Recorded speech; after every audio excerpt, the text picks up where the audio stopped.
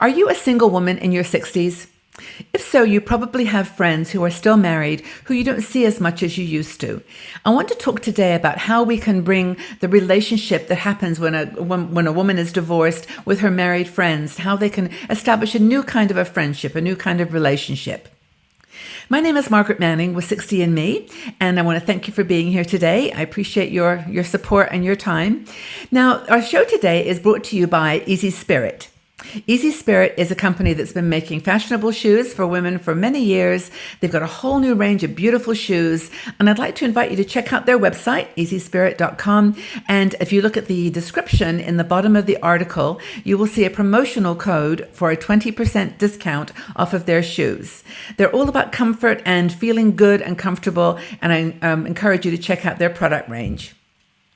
Now, this topic of single women in their 60s, I'm one of them, and I've been divorced now for some years, so I'm a little bit further away from the conversation that one of our bloggers, Lisa Copeland, wrote in this article about 9 things she wants her married friends to know about her as a single woman.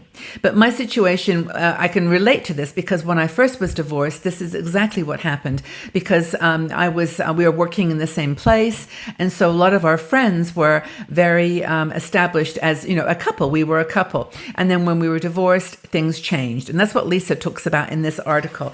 And it's a really good one. I think that those of you who are listening who are married couples or in a marriage will know, what your friends who are divorced or a solo single woman in her 60s might be going through. But this is kind of the way Lisa wrote this article, was like the perspective of, I'm a single woman. Here's some things for you to understand.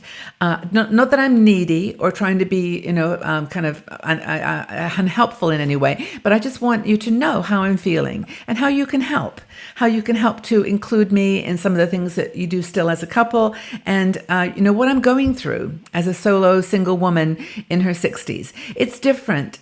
You may even be divorced for the second time now. So when you're in your 60s and single, it's a little bit more fragile, in my opinion. I think that's just how, from the women I've spoken to in our community, that seems to be the case. They're more vulnerable. And I think that makes a very big difference when you're talking about healing, and especially the friendships that you had with people.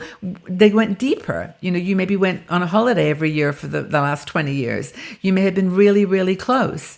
But now that you're separated from your husband, you're not being invited to those places again, and it's just a little different scenario. And I know it's hard for the married couple as well. They may have had a loyalty or the closer friendship in some ways with the husband. Things are never clear, never all black and white, or they're all black and white. They're colored on a spectrum, and so I don't want to make this sound preachy, but it's just what Lisa thinks, and I agree with her on a lot of these points. So the first thing, and it's pretty obvious, is that as a single woman in her 60s, we need your love and encouragement. We need your friendship. And when I was actually looking at my cards this morning to try to find one that really matched this discussion, all I could actually come up with, the best one I could come up with, and this is, by the way, our deck of cards. This is our inspirational cards for women over 60.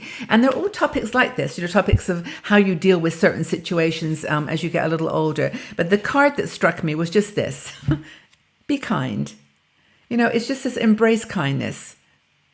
Because if you're a friend of a woman who is divorced, you may know what she's going through if you've been through it yourself, for example. But the point here is just to be kind and understand that they need some love and encouragement, and that you can, as a friend, someone that they knew for years, can give it to them. So that's the first thing. Say that you'll be there to support us. Say that you'll be there by their side should they need some help, even if it means being a little uncomfortable because they're now not in that context, in that relationship that you knew them in. They're in some completely different way.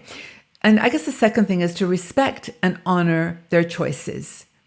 Now, marriages, when they end, are not always, smooth and, clean, clear sailing. There's acrimonious discussion. There's a lot of, name calling sometimes and blaming. And that makes it really hard for a married couple who sees it both ways, but, doesn't want to side with one or the other. Well, now that your friend is single, now this woman is single, understand her choices, why she did that, why she made the decision to leave or to be divorced. I think that a lot of times that creates a barrier. So if you can just kind of be accepting of the choices that she made and accept them, even if they're not necessarily what you agree with, or you had maybe a different perspective on it, just try to not compare, her to other women or him to other men. Just try to, be understanding that there was a reason. You don't know the whole story. But the third thing is, Lisa's saying this is as a request, like when we need support when it doesn't work out. If they're dating someone and it doesn't work out, don't say to them, "Oh, he wasn't very good for you anyway," or "He was bad for you. I'm so glad you broke up with him." That isn't what she needs to hear. What she needs to hear is, "It's okay. You made maybe a choice that you're regretting now, but it's okay. You'll just move on. Everything's going to be fine. And the next time, you'll find someone who's a little closer to what you want." But I think it's like blaming that woman, the single woman, for a mistake that she makes in the dating game, which is so hard when you're in your 60s. I mean, it's bad enough when you're in your 40s and 50s, but it's really tough as you get older. So don't blame. Another thing, they would appreciate a call. Just give me a call. Just say, "Hi, how are you doing?" And the famous words, "Are you okay?" I think that's such a powerful sentence. Are you okay? And then it gives them a chance to say no or yes. And then you can decide whether you want to go further with it. But I think that decision to say, "Are you okay? I'm just checking in. You want to go have a coffee?" Or just an invitation to something that you might enjoy together. Just taking them, the humanity, like the being kind again. Another thing that Lisa says that, especially this time of the year, well, in the holidays, it's time for parties. And single women don't get invited to parties often because they're pairs at the table. You've got seats for two. Well, invite two women then. But it's really lovely when you can get invited to a party. Know that you're part of the crowd still. You're part of the group. And even though maybe it was a little bit traumatic in the separation and divorce, I mean, now I'm friends with all the people that we knew as couples, and they're all like, we're on equal footing, and I'm included in conversations and invitations where it's appropriate. And I think that's what Lisa was trying to say. It's just invite us, even if we don't decide to go, knowing that you thought of us is important. We need. When you get divorced, you go through like 1,000 other things as well, don't you? It's a time to downsize. It's a time to move. It's a time to relocate cities even, or certainly move house or into a smaller place. And this is the time, and Lisa makes a really good point of this is the time to help. To say, "Look, I know you're going through a tough time. Is there anything I can do to help with this or that? Or I'll drive you there. Or do you need some help with downsizing? I've been through it myself with my pictures. Can I help you?" And it's just that kind of sense that you're involving them in your life too. And you're appreciating that they may be going through multiple changes.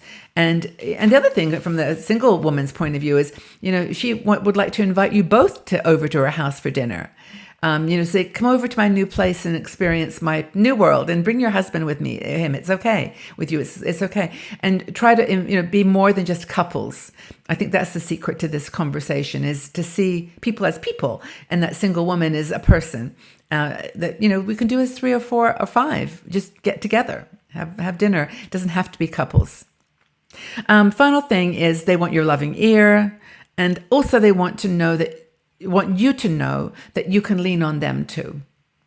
That what they've been through is maybe something that you're, troubled with, some aspect of your relationship as a married couple, and they would be happy to help and also to support you through any changes that you want to make.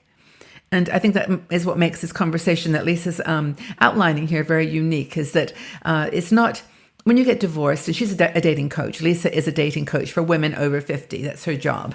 So she talks to women who are divorced all the time. So this whole article was all about things that she hears all the time from women who are single and who are feeling hurt because they're not able to connect still with their married friends. So I think that hopefully this is giving you some insight. If you've got a friend who's been divorced recently, maybe you could give them a call, or just show some kindness and make them feel like they're part of the team still. They're part of your circle of friends. I know it's tough. But anyway, thanks, Lisa, for that article. It was very thoughtful, and I encourage you to read it. I've got articles, by the way, with Lisa Copeland, our dating coach, all over the YouTube. So please check those out. She's been interviewing with us for years now. And also, we've got plenty of other articles on dating, dating over 50, being single, being widowed. And we're happy to share those with you. So have a fabulous day, everybody, wherever you are and whatever your marital status is, but just be kind to each other. It's this golden rule, and we'll talk again very soon. Take care for now. Bye-bye.